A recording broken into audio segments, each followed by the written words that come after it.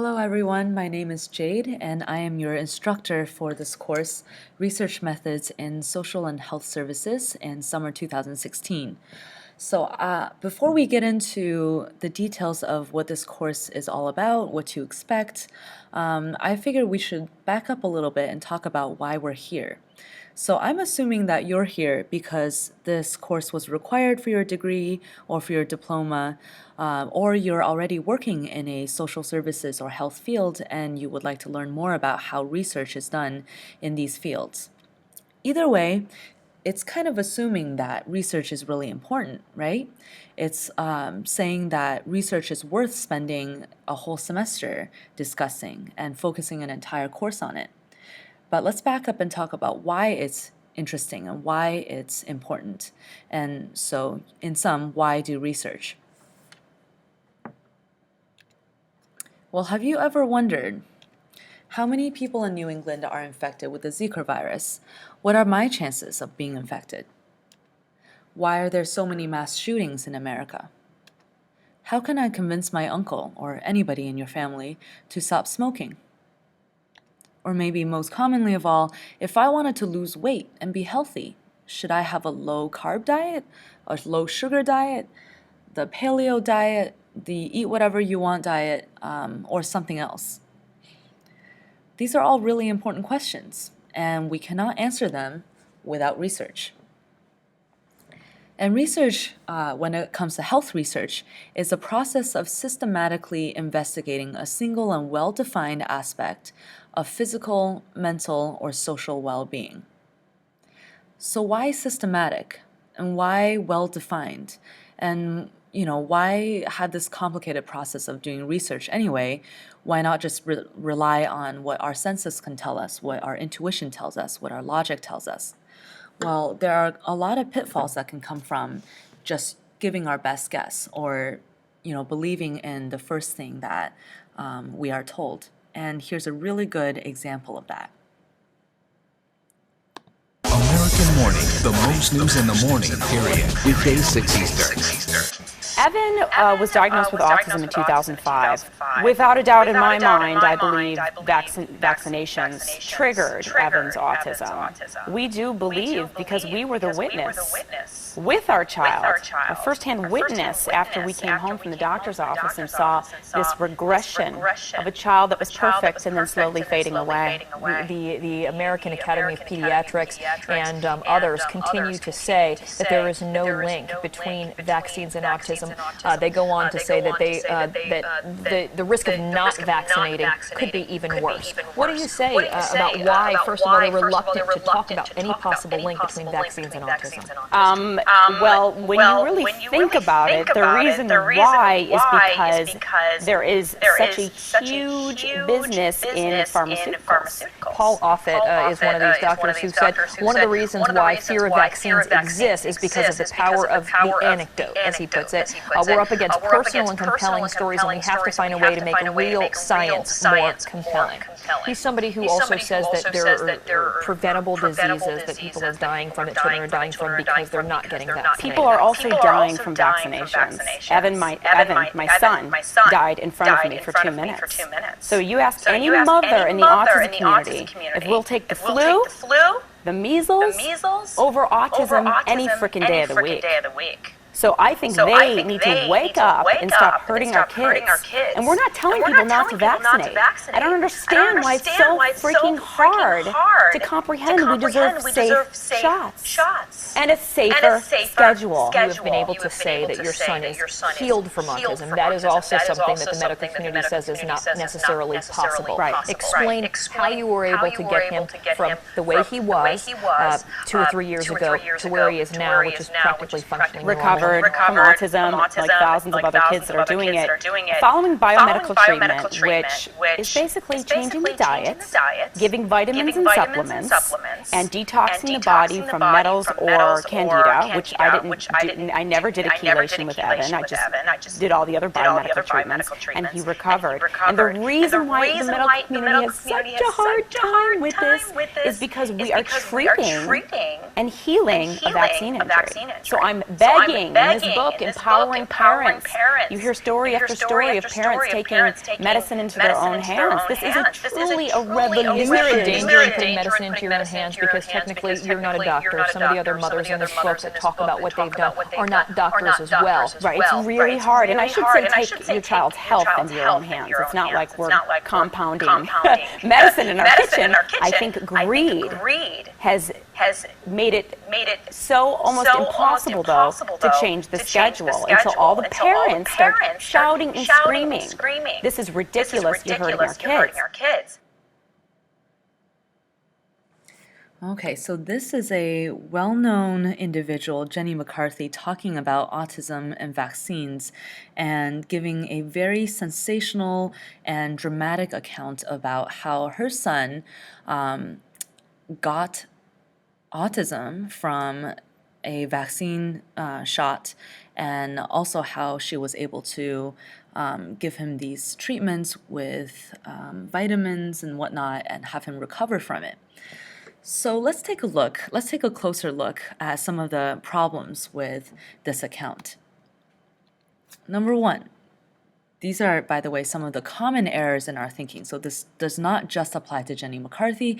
This applies to all of us, and I'm sure all of us have engaged in many of these errors in our everyday thinking. So number one, huge error that we commonly engage in is correlation and causation being equated. So here, just because a child both got vaccines and has autism does not mean that one caused the other. In the same way that I have brown eyes and am not very good at music does not mean that my brown eyes caused my lack of musical ability. And also, Jenny McCarthy fails to mention that many children get vaccines and do not develop autism.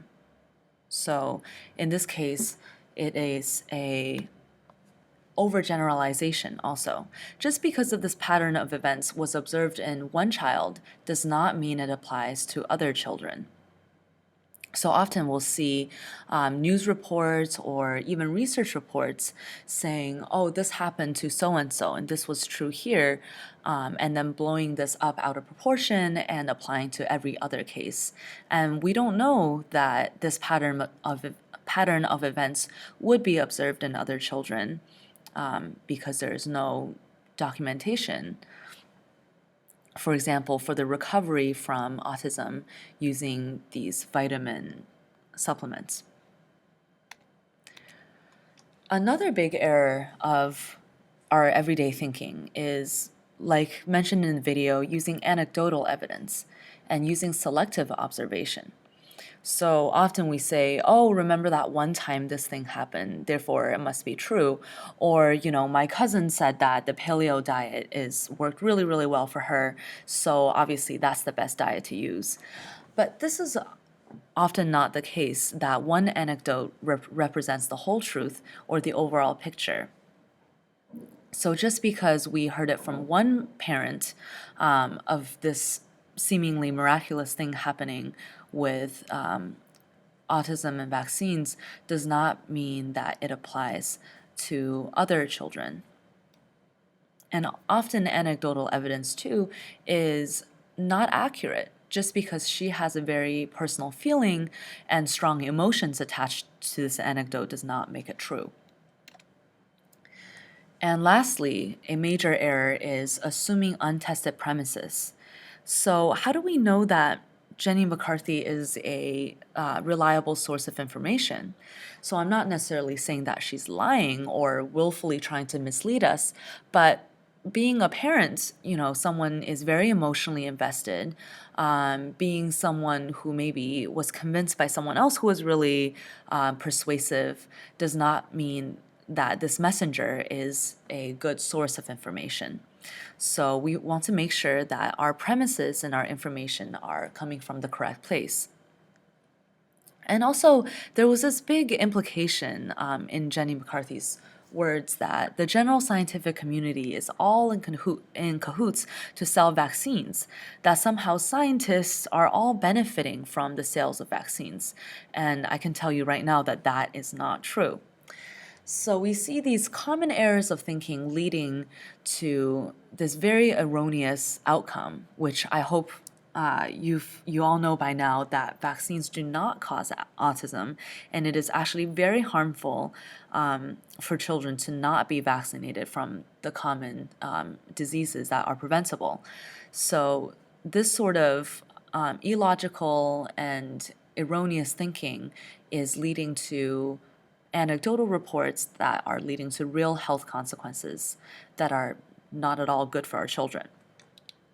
And that is why we engage in research, which is logical, meaning not engaging in these common errors of our intuition. Research is also systematic. So not just collecting information from whatever source happens to be in front of you, whatever YouTube video has the most number of hits, or whatever newspaper has the largest, most bold headlines, in these disorganized or unreliable ways. Gathering information in these ways can often lead us to the wrong information. Research is also documented. So, not only asking others to simply trust us, trust us, really, like vaccines do not lead to autism. Just saying that does not really make it true. So when we do research, document how we did it, where we got our information from, how we came to our conclusions, and ultimately, how do we demonstrate proof for our methods and our evidence. And lastly, research is empirical. And this just means that it is based on data and facts, and it's not based on assumptions or opinions.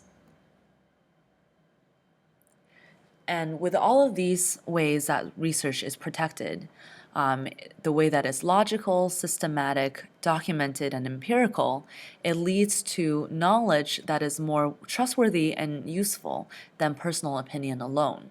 So the American Pediatric Association's research on the relationship between vaccines and autism, which is that there is none, is much more trustworthy and useful than the information provided in this one interview with Jenny McCarthy, even though the latter is often a lot more compelling, a lot more fun to watch. And it's really important to realize that research being conducted in these ways is really important because it has potentially huge consequences for real-life issues, such as vaccinating children against diseases. And that leads us to the main goals of health research. So aimed with these general philosophies of what research should be like, these are our specific goals for why we conduct health research. One, we want to identify emerging or existing health problems. For example, right now there are a lot of scientists that are looking at the emergence of, or the spread rather, of the Zika virus. It's something that's pretty new to us in the United States, and there's a lot of questions still surrounding it that we don't have the answers to. So research is needed in this area to identify what exactly Zika is and how it operates. Health research also tests new strategies for treating and preventing diseases or social problems. So, for example, there are lots of clinical trials testing strategies for how to stop smoking or how to treat people who have a smoking addiction and would like to stop. There are different methods and different philosophies for how to do this, and research is wading through all the different possible strategies to find out which is the best one. Another goal of health research is to help inform scientists and lawmakers when they're creating policies and plans.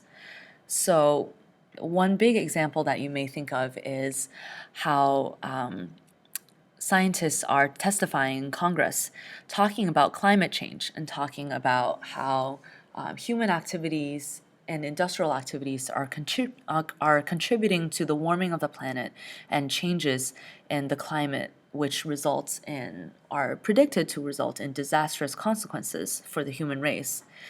Now, lawmakers on Capitol Hill may not be scientists by training. They may not know a lot about climate change. They may not know a lot about substance abuse or mental illness or the Zika virus. So they need well done research by scientists to inform them of what is going on and how to best approach these social and health problems using policies and laws and plans. And another major role, or a major goal rather, of health research is to synthesize existing knowledge so that it can be used by others. Now, this one is kind of a combination of the first three goals. But instead of trying to gather new information, this goal focuses on synthesizing what we already know from different sources, evaluating the different sources to come up with the best body of knowledge and best solution so that we can present it to lawmakers, to teachers, to parents, to individuals so that they can best protect their own health and live in a thriving community and contribute to it. And this is something that we will talk a lot more about in the upcoming modules. You will, in fact, be very soon completing an assignment on synthesizing existing knowledge on a topic that is important to you. Okay, now that you know why we do research and the important goals and rationale for doing research, let's look at the course structure in more detail and introduce you to what is expected of you and what you can expect of this course.